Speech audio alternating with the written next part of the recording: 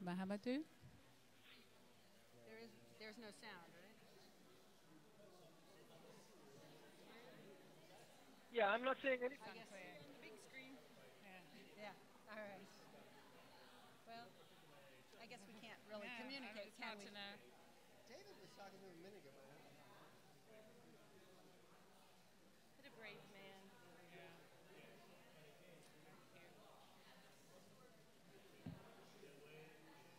All right.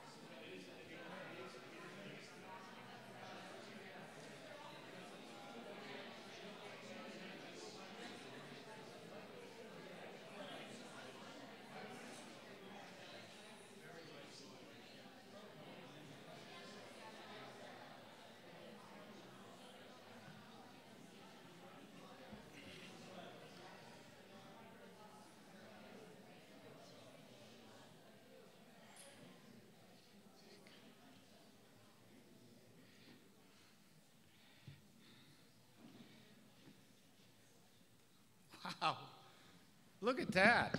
The room got so quiet right at 1:30. That's terrific. Welcome back. I hope you had a great lunch. And we've got a terrific program for you this afternoon. And I'm going to introduce that in just a second. But I do want to introduce one person that's joined us in the audience.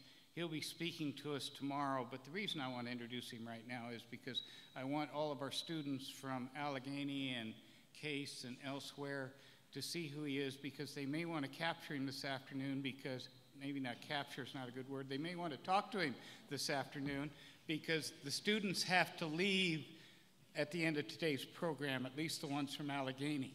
And so Ishmael, please stand up. There we go, Ishmael B.A., right there. And where's the book? And as far as it goes, we've got a copy of Ishmael's book, and we're going to give one to the students as long as the books last. And so if you want to get it signed, there he is. But you see Ishmael, like I say, he'll be speaking to us tomorrow, but today, if you have a chance to say hello to him, please do so. The American Red Cross is leading us in our next program. And the American Red Cross has been a great and I hope proud sponsor of the International Dialogues for at least 6 years now, I believe. I think 2012 was the first year that the American Red Cross joined us. They have 4 representatives here. I'm only going to introduce Randy, but I'm going to say hello to Randy Bagwell, and then I'm going to turn it over to him. Please, you can read about Randy in your program booklet. As you know, my introductions are short. But Randy, the program is yours. This one on. So I have moderated a lot of panels, but I've never moderated one with my back to the audience. So this will be a first for me too. On behalf of the American Red Cross, thank you very much for letting us to be here. and be a part of this, I would ask that you spend your time doing something else other than reading a bio on me. What I would suggest you do is go out and do an internet search and look at some of the amazing interviews of the person we're going to hear about and you're going to get a chance to talk to this afternoon. Mr. Mohamedou Alousili was born in Mauritania in 1970. He was, in 1988, he won a scholarship to study in Germany. And while there, he studied significant, but also in the very early 90s, he made a significant decision that would alter the course of his life. So in Germany, he heard about the suffering and sort of the plight of people that were with the communist government that was backed by Russia and Afghanistan. And in the early 90s, he went to sort of see what was going on, and he participated in some of the training with the groups there that were opposed to the Russian government-backed government in Afghanistan. Why I say that was a fateful decision is you will hear in a minute, and in his words, better than mine. But part of that was in January of 2000, he had left Canada, later placed under house arrest that same year. From May 2000 to September 2001, he was able to work while being under house arrest as an administrator, web administrator, and web designer from his home in Mauritania. But in November 2001, just 2 months after the September 11th attacks in the United States in 2001, he was arrested again at his home in Mauritania as part of the rendition program that the U.S. had at the time. He was sent to Jordan, where from 2001 to July of 2000, he was held in a secret prison, interrogated and abused. And then in July of 2002, he was sent to the U.S. prison in Bagram Air Base in Afghanistan, where he was again interrogated and abused by a facility there. And from 2002 until his release, he would spend 14 years of being held prisoner in Guantanamo, where he was subjected to continuous interrogation and interrogated using what the U.S. program at the time was referred to as enhanced interrogation techniques, which honestly are just sort of nice words for government-sanctioned torture. During this time, for many years, he held strong, but finally succumbing to some threats to his family and just years of abuse, they did extract a false confession from him. And then in October of 2016, 14 years of captivity later, a U.S. judge had ordered that he be released, and he was, at that time, released. And he has a best-selling book that was in the United States called The Guantanamo Diaries. Much of it was heavily redacted when he was able to bring it out, and he has now spent a few years repairing, is probably the right word, to the diary from the redactions. And he's also working on some other writing projects that we'll maybe talk about in a little bit. But if you could, at this time, I'd like you to join me in a welcome to Mohamedou.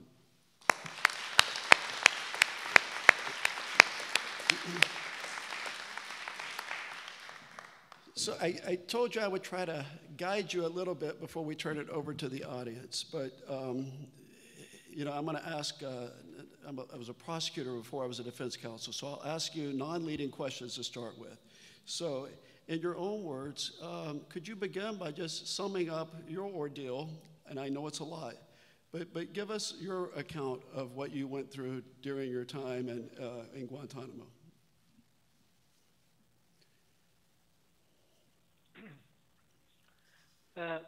First, I would like to test. Can you guys hear me? Yes. Okay. First, I would like to thank you very much and thank this beautiful audience that is in the auditorium. And the second thing, I would like first, in all fairness to the U.S. government, to tell you the logical reason why I fell into the radar of the U.S. intelligence. But let me first close this window because I'm on the street and I could hear the car. 1 second.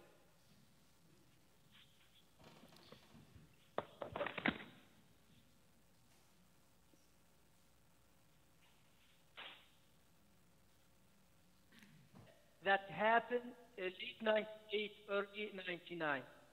So I was called by my cousin, who used to associate with the late Osama bin Laden.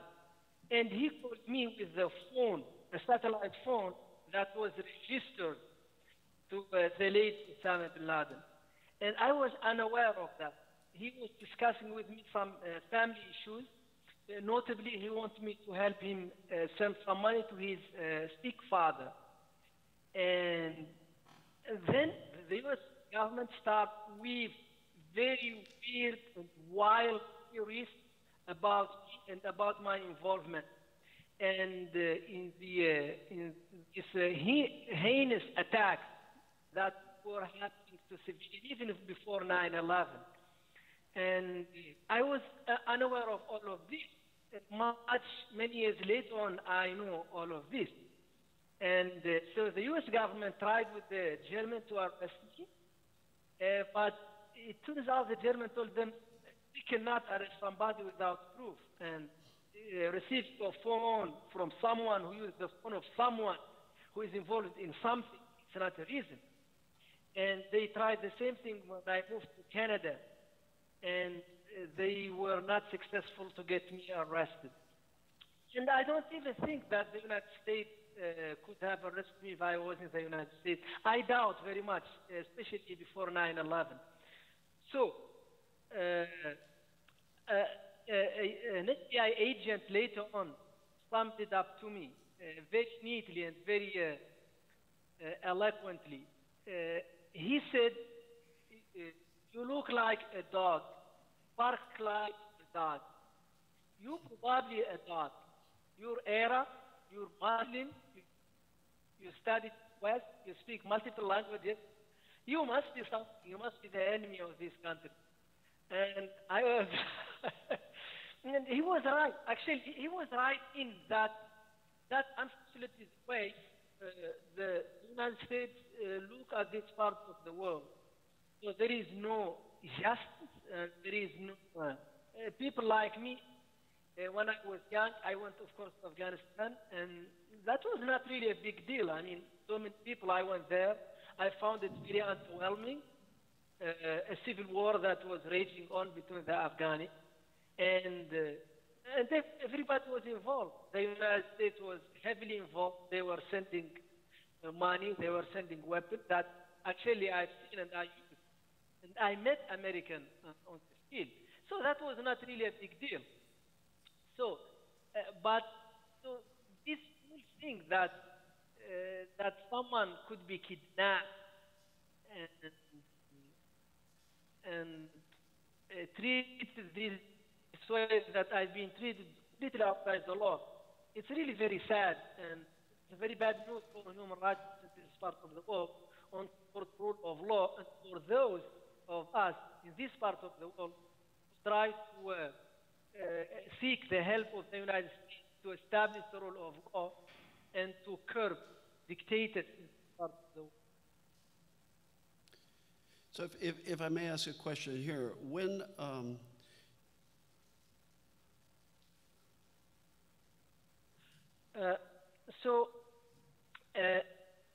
2 weeks after 9/11, I was arrested, interrogated by U.S. officials that came down in Mauritania, and I was released again. And then for some reason they decided to arrest me again on November 20th of 2001. And then after 8 days in prison, they sent me to Jordan. Out of all countries, they sent me to Jordan. A country I've never been to, I've never visited, I never dreamed to visit. I asked them to send me to the U.S. Back then, there was not yet Guantanamo Bay. I asked them to send me to the U.S. because I know from the movies I saw, like Law and Order, and Married with Children, and Murder She Wrote. They have the notion of the rule of law. So I want to go to the U.S. to have at least something resembling a fair trial. But they said no. The United States, ironically, wants you everywhere but the United States. And that says it all. You know. So you didn't see a judge in your country. You didn't get a chance to see anybody, a judge or charges in Jordan or Afghanistan. So ultimately, I guess at Guantanamo, eventually you had an opportunity to at least see a courtroom and be faced with some charges. I would take it because a judge eventually ordered your release. That is correct. It took 9 years. 9 years. In prison for me to see a judge on a link like this. Actually, I never seen the inside of the courtroom. And that was all because of my lawyers and people who supported me, and people who believe in the rule of law and believe that humans, no matter who they are, they deserve a fair trial. And the government was not interested in anything, in going to any court. And that they wouldn't even charge the commission. And so we filed actually a habeas corpus. And I got my chance to be heard by a judge. And you ordered my release. And the government refused to release me. Yeah. They appealed. And it was really very sad. Before they finally released you. Are you correct? Are you still allowed? Are you allowed to now travel out of the country? Are you still under house arrest? I'm still under house arrest, and I've been fighting this ever since my release, because it's. Of course, I'm from Mauritania, but I do understand the rule of law. I do understand that you cannot be punished without a judge, without going to court.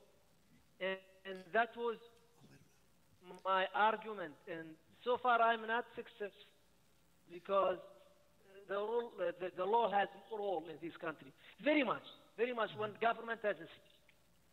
So I don't want to waste this valuable opportunity we have with you by asking all the questions. I could talk to you for hours.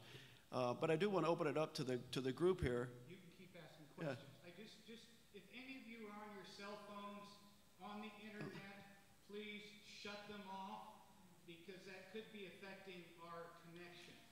And so shut your cell phones off, don't be on the internet, completely off, and see if you speed it up. Okay? Turn your cell phones off. Thank you very much. So, and if you do have a question, look, I don't want to monopolize the time. Please feel free to ask a question. Let us know. You will need to use the microphone so that he could hear you. So we have people around to do that. But while you're thinking about that and shutting off your electronic devices, let me continue on a little bit. I am reading about your story, Mohamedou. So they brought the professionals from Chicago Police Department. They brought a lieutenant by the name of Richard Zuli, and he took over my case. And he was bragging that he knows these kind of people back home. Those hard-headed, seasoned criminal. Apparently, I was one of them. And then he put together this torture program, for 70 days. And then I was getting used to the torture, like sleep deprivation, sexual assault, deprivation of food, and 24/7 interrogation. And then he came to me one day, he said he's going to arrest my mother. And that, because I know, because I've seen Afghanistan, they are arresting old people in order for their children to themselves in. So, and I was completely broken, honestly. And then I told him, I sign anything you give me, anything. And then they they brought this. They said that it's made no sense. My confession made no sense to them. And they had to bring polygraph test. And then they put me on polygraph not once, twice. Because when I passed, the team said no. They were fighting. And then they said to put him again on the same polygraph. And then I passed again. Yeah, so even the polygraph showed that your confession that they had you sign was not true. Yes, correct. So, but it didn't make a difference to me anyway back then. Right. Was while you were held at Guantanamo or at any of the facilities, were you able at all to communicate with your family? No, not for the first 9 years. After that, I was allowed to communicate with them by phone. So I was allowed every once in a while to talk to my family. After the confession? Yeah.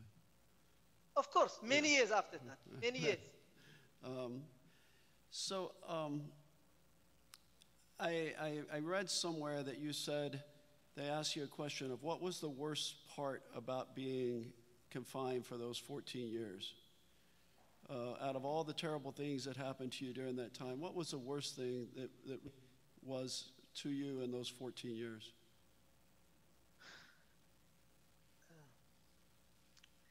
You know, Randy, it's very hard to explain to anyone who is not been, in prison, how it feels to be taken away from your family, from your work, from your life, and in the blink of an eye, everything crumbles.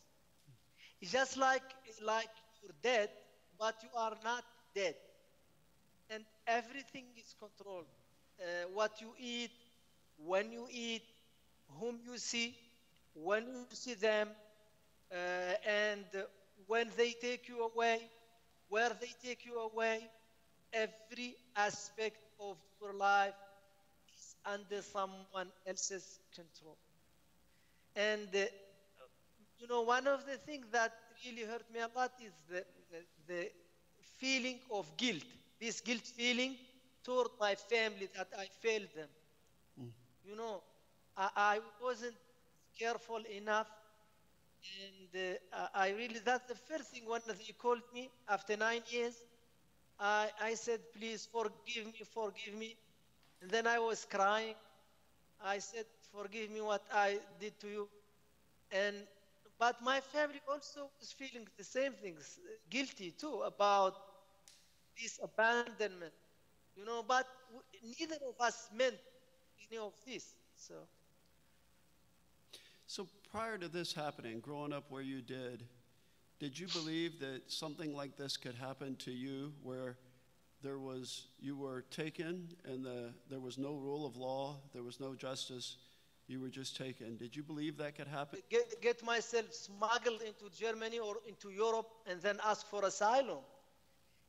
But I never thought, or even hide in the country, but I never thought that if you had done nothing, you could be kidnapped and tortured for something you didn't do. It never crossed my mind. I always thought, okay, they will figure out I'm not the guy. They will chill. That's how it works. Yeah, I ask you that because almost all of us in this room, especially the students in this room, we come from countries where we cannot, it's hard for us to even imagine that this could happen, that someone could be taken from their home, taken away from their family, moved from country to country, denied of any access to justice, denied access to lawyers, not be charged, and be held for 14 years, and then just, eventually, thankfully, released. We just struggle with ever believing that could happen in our country and to us. So I find it interesting. Anymore that naive. because now I understand that the justice system is not, does not treat people equally.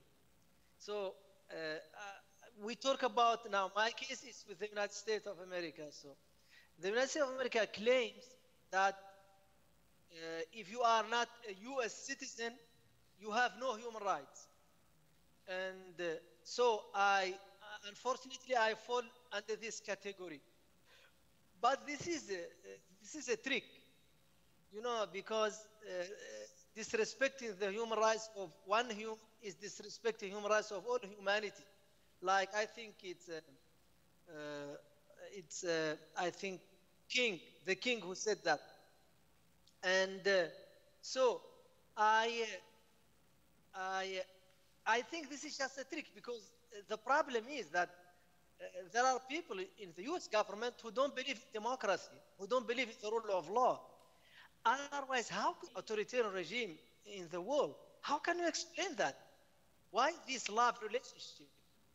And why do they need it anyway? And this is only a trick, because there are some people in the government who don't believe in the rule of law, who think that the democracy is a mistake. You know, they always tell us, get down and dirty. Get down and dirty, that, yeah, we don't give you rights because democracy doesn't work. And I argue, and I say democracy does work, and dictatorship does not work. Look at countries that respect the law, like in Europe, in Germany, in Denmark, in Sweden, in Norway. People, there is security, you know, for all people. And people walk on the street, they are not afraid of anything, because authoritarianism does not work. Only the rule of law works. It's painful, maybe, you know, for an FBI agent to let me go if they think I'm a bad person. It's painful for him, but it's very good for the country. It's very good for humanity. It's the right thing to do. And in the end, it's the jury and the judge who can decide who is the bad guy and who is the good guy. And it's not up to the FBI or the CIA or your government, for that matter, to decide who is good, who is bad. So the theme of the dialogues here this year is the justice we seek, the justice they want? Does it mean, as we look at the prosecutors here from several of the special tribunals, from your situation? So, you know, the most important thing that you guys are doing today is breaking the silence, breaking the taboo. Because I want to talk about, do the perpetrators want to talk about it? I doubt. I want you to ask me. I want to tell me, why did you get yourself to Guantanamo Bay? I want everybody to know what I did in my life and what was done to me. You know, this is like half of the justice. So that you guys are talking about this. It's not anymore a secret. Because I'm sick and tired of the secrecy, and I cannot talk. Only the government can decide the narrative. They can decide who I am and what I did. And this is good, you know. And of course, the good thing, I mean, the world was good, that the government at least apologized, at least recognize the wrongdoing, and say, you know, we did wrong. We thought you are so-and-so, but you are not. And also to stop violating my human rights this day. Just because I've been to Guantanamo Bay as innocent person does not give them a carte blanche to violate my rights for the rest of my life. And to this day, that's what it looks like. So I saw two things on the internet about you that I really found remarkable and interesting. One was a discussion you were having in an interview where you talked about forgiving those who had tortured you and captured you. And the other was a video, it's a pictures article, where you have welcomed one of the guards from Guantanamo to visit you and welcomed him into your home. How do you find such forgiveness in your heart for those who have done these things to you? Thinking, I have no control over anything. But I found out, it's like a revelation, that I have control of forgiveness, over being a good person, and not holding any grudge against anyone. And I don't need any reward for it. And I don't need any praise for it. And I just say, from the bottom of my heart, I've forgiven everyone who wronged me. Everyone. And I didn't expect anyone to come back and to say anything. But many people reach out. And some of them don't want to be public, so I cannot tell you their names. So some reached out to me, and they apologized, actually. And they say, well, sorry. I said, no, man, it's no need. I forgive you, I forgive you. And some are God, who were sick of the program, the sick of torture. And some are interrogators, And they want to be anonymous. I leave to them to decide when they want to be public, and I respect their decision. Because you remember when your government said, that's good for you guys to wake up and understand that it's not only me, it's you guys. Well, that's an incredible attitude to have. I don't know how many people who have gone through what you could go through and have that. Let me take this moment and look around the audience, and let's see what questions that others may have. Questions?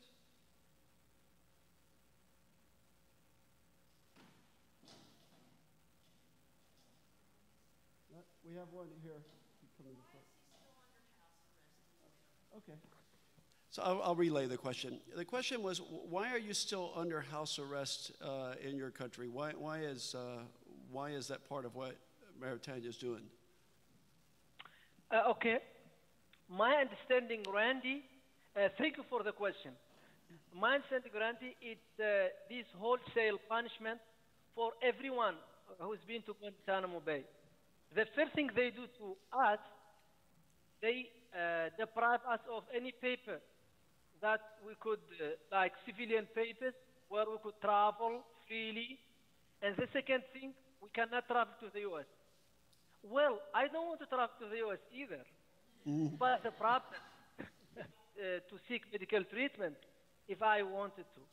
And unfortunately, this is not possible for me to this day. Is there an end in sight at all? Do you have any idea when they will lift the conditions of your house arrest? Randy, you have like a law background. You know what law means, the rule of law. You have an idea. So there are no rules.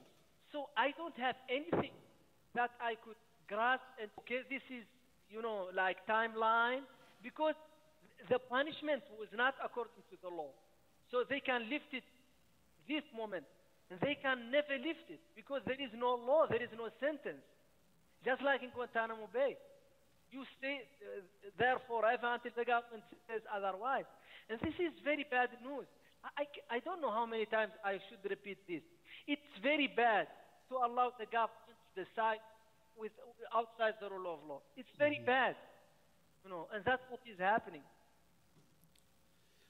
Let me ask you briefly about the diary you wrote. Were you able to openly write that while you were in Guantanamo, or was that something you had to secretly write? And then it was confiscated. That before I saw lawyers. And then when I saw my lawyers after 4 years in custody, I saw my window. Then I said I will write letters, and then in a series of letters I wrote my diary. And then the government was smart. They said, this is a book. This is not just correspondence. And then they banned it. They said, you cannot publish this. And we have to fight 7.5 years to get it out, this reduction you've seen. But after that, when I was released, I tried to amend that, and now I have the version without reduction somewhere here.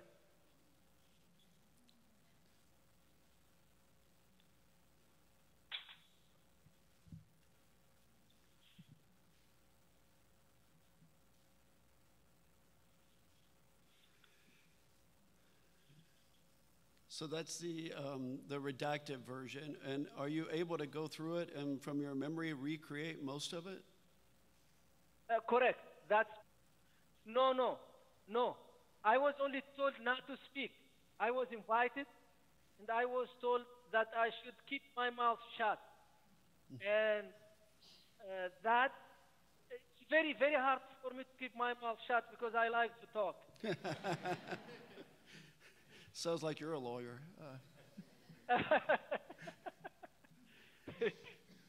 So I'm going to look around again and see. I don't want to monopolize. Anybody with a...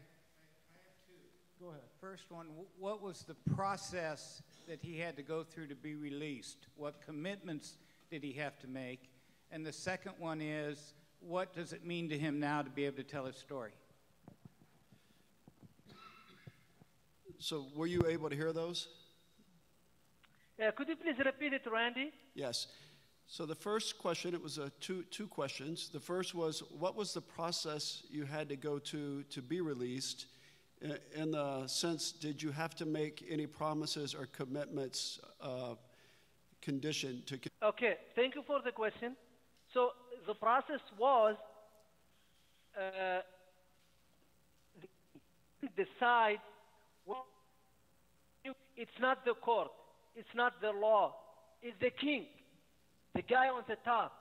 So you go to the guy, you petition the guy, you said, I'm a good guy, and I'm not doing anything against the United States. And then the king sees, if the king decides to go out, then it's because the king is gracious. And if the king decides you don't go out, because you are a bad guy. That was the process. So, and I wasn't aware of any conditions of release. I was not made aware. But my understanding is that my country was told not to give me back my papers. This story is very important because the government always said who I am. But telling my story is allowing myself who I am and not who the government wants me to be. And that's a big, big difference. Mm. We have other questions. Go ahead. Is this working? Yeah. This is Michael Struett with the North Carolina Commission of Inquiry on Torture. I want to thank you for testifying in our hearings last year. But also I was wondering if you would share with this audience the experience that you had when you were transferred on the aircraft from... Or under when you were transferred by aircraft between the various prisons you were to transfer between.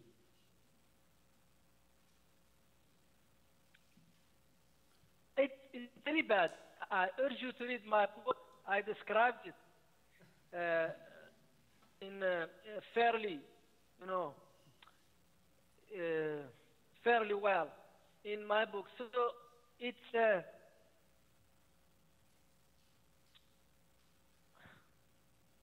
really bad.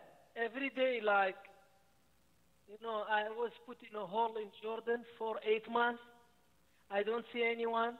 I was beaten, interrogated, and I couldn't sleep many nights. I was taken to the torture room where I was blindfolded all the time, where I had to hear people being in much longer, on longer periods of time.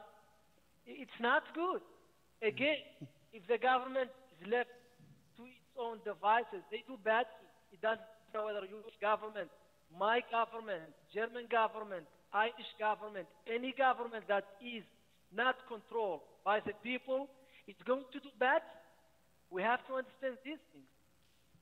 So, Mohamedou, the organization from the gentleman that was asking the question they've been focused a little bit on the conditions during the actual airplane flights to Guantanamo. What was that flight like in the aircraft, and what was your treatment like during the flight?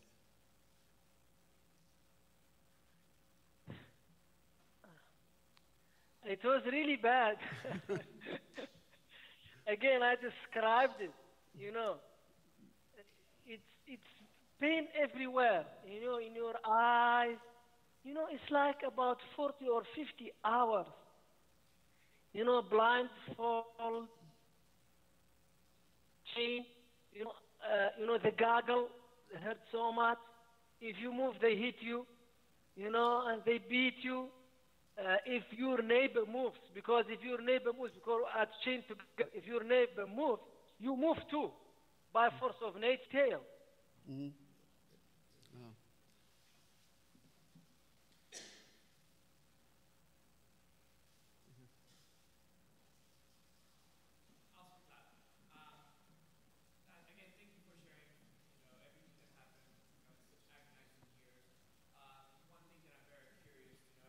Met other people who has any of the other detainees who maybe had not in the same, like a similar story, but the fact that you were able to converse or meet or talk to that were probably detained almost in the same manner as you. And I mean, do you still believe that most of the people that have you... And are some of them still there, and do they have similar stories? Yeah, of course. Not too many, because I spent most of my time in isolation.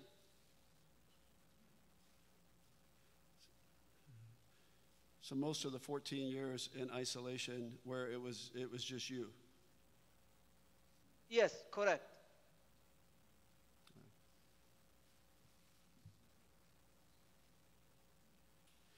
So while they're thinking, I guess I am just... I'm intrigued and tremendously impressed by your power of forgiveness and the positive attitude you've had. And I saw that one of your writing projects is a book called Portable Happiness. Can you tell me what portable happiness is, what that means to you, and what this project is about? And that was like translated. You know, people, maybe more people, but few people I could make out. And and they were like talking about random stuff, like mundane stuff. They were laughing, happy. And then I was in the room, shaking, very scared, and very unhappy. But when I was thinking about it, I didn't understand why I was shaking and why I was so scared and unhappy.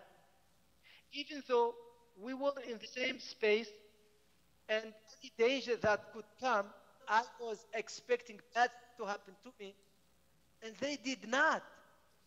And then that was like a revelation to me that happiness needs to come from within.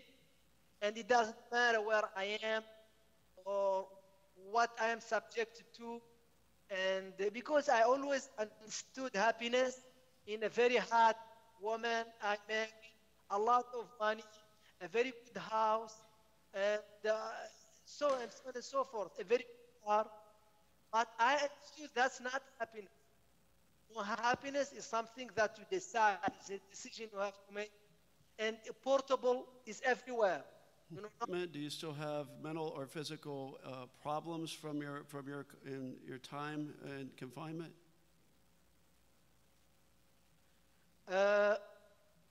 Yes, I have I've had an operation in Guantanamo Bay, and I had complications from the operation, and that's why I seek medical treatment abroad, and I am still. How long after you were released do you think before mentally you started feeling more like yourself? Did it take you months to adjust back from this environment you've been in, where you were in isolation for years, to be around people, to be outside, to finally believe it's real? My doctors told me the rule of thumb, at least you have to spend this time outside prison as you spent in prison in order to go back to normal. And I decide I don't want to get back to normal.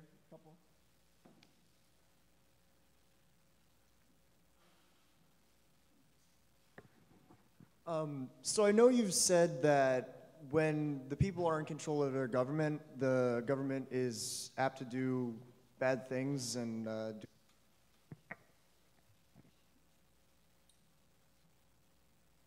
Were you able to hear enough? Could you please repeat it? Yeah, so his question was, he said that an acknowledgement that governments have done and will do bad things.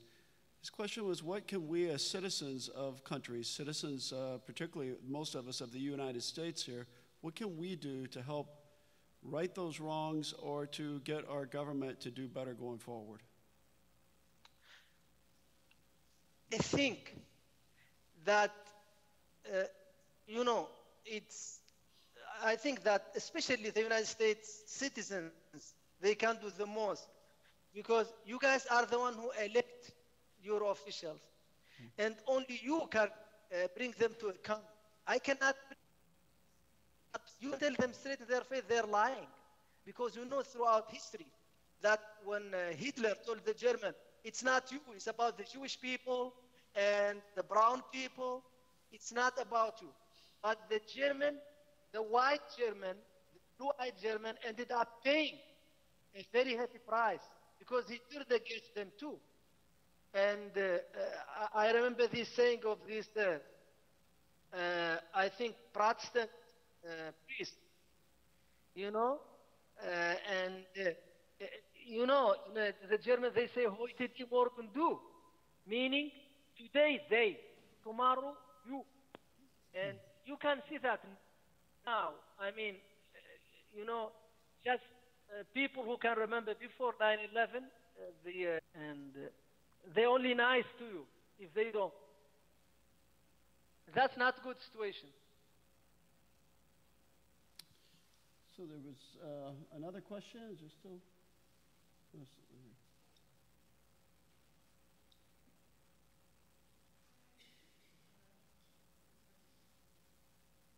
The traumatic experience you've been through, but I was curious, since international prosecutors know what you've been through, human rights advocates know what you've been through. Relay the question again. The question is, the international community knows what happened to you. Your story is public. The international justices know what happened to you. Has anybody reached out to you to discuss with you about trying to bring the people that did this to you to justice? Nor am I seeking to bring injustice. It's not my place. It's up to American people if they want to bring their people to account or not. It's not appropriate for me to forgive people and go after them.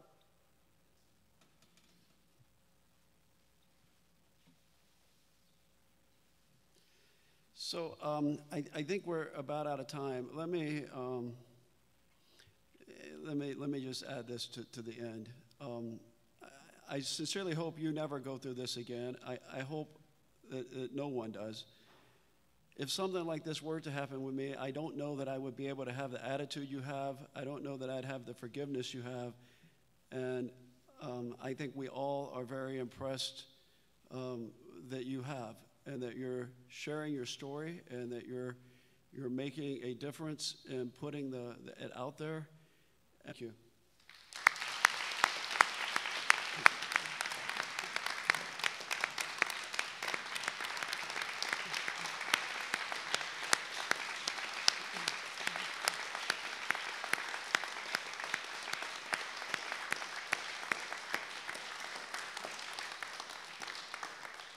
Mohammed, I'll give you a chance to have a few last words, and then we'll. Thank you in person, Randy. I thank Molly. I thank David. I thank Jim. People who are attending and giving me their time to hear my story. Thank you very much. Thank you very much.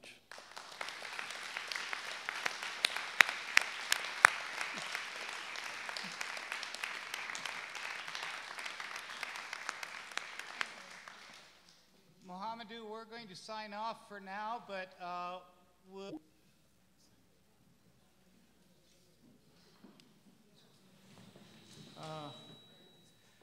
Wow, that's very hard to follow, and I think that I want to say, well, thank you, of course, to Mohamedou. That is I don't know how to describe that. That's a very incredible experience, and that.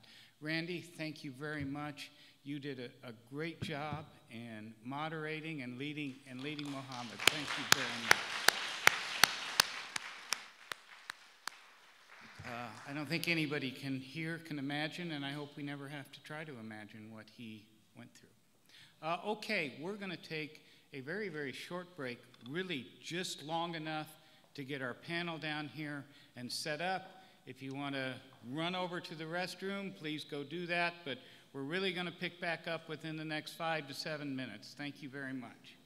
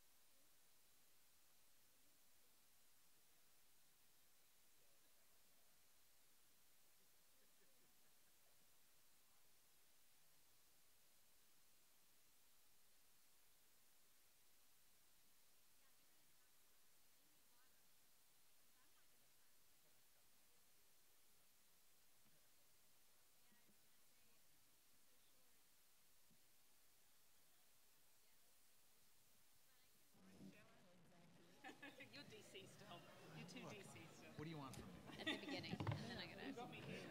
That's right.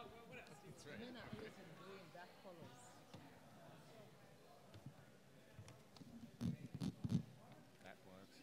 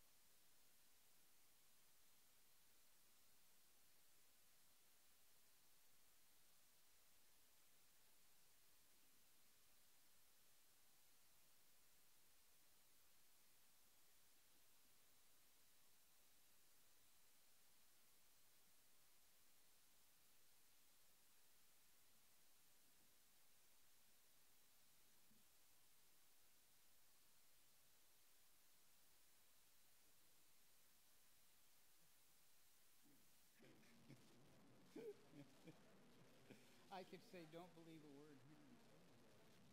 word. I meant, after we finished last time, I meant to thank you all for turning off your phones and all of your computers and everything, because I noticed quite an improvement when we did that. And so, again, thank you all for doing that. This is the best part for me, because when I get to recognize one of our sponsors, and Layla is a supporter, and it is a pleasure for me to introduce her to lead our next panel. And you can read more about her in your program booklet. But with that, I'm going to sit down. There you go. And thank you so much to everybody who's spoken already to have set the stage for this testimonial, if you like, about what it's like to be the victim of an atrocity, put into something positive, and sort of with the shame that it's my own government that was responsible, getting any younger, is that we come to a very special place in the United States. Not we bring them to the United States, to a place which really, in later years, that matters. And being in this place with all of you, Chautauquans, students, prosecutors, colleagues, to wrap this morning and listening to the prosecutors and everybody else who's spoken today, I was thinking about Ben and the fact that, and publishes this tome on the need for an international criminal court, and not to be daunted, because it's, again, during the 1970s and the 1980s, and who could have foreseen this? So, you know, here's to you, Ben. Thank you so much for being the person who was willing in the 50s and the 60s and the 70s and the 80s that we could be sort of guided by the light of never give up, right? So I'm as short